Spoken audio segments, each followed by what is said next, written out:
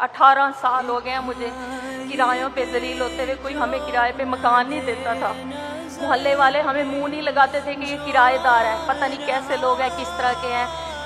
हमें कोई इज्जत नहीं मिलती थी। आज आपकी वजह से मुल्तान में मुझे इज्जत मिली है। मेरा अपना घर है। जब मैं मजदूरी करके वापस आती हूँ, घर को देखती हूँ, तो मुझे पता चलता है कि मेरी जन्नत बन गई है, जो मरियम नवाज की वजह से मुझे मिली है।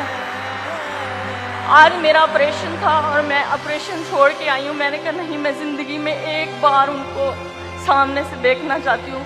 और मैं सलूट करती हूँ नवाज शरीफ को, जिनकी आप बेटी हैं, जिन्होंने हमेशा हमेशा मुल्क की खिदमत की। मेरा पूरा ख़ानदान आप लोगों को सलूट करता है कि उनकी बेटी को आपने इज्जत दी है, उनकी बेटी को आपने घर दिया है। आज आपने हमें घर का मालिक बना दिया।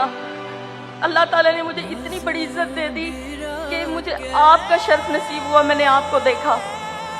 मेरी ज़िंदगी में यही ख्वाहिश थी कि मैं एक बार मरियम नवाज शरीफ को देख लूँ, जिसने मुझे इतनी बड़ी जन्नत दे दी।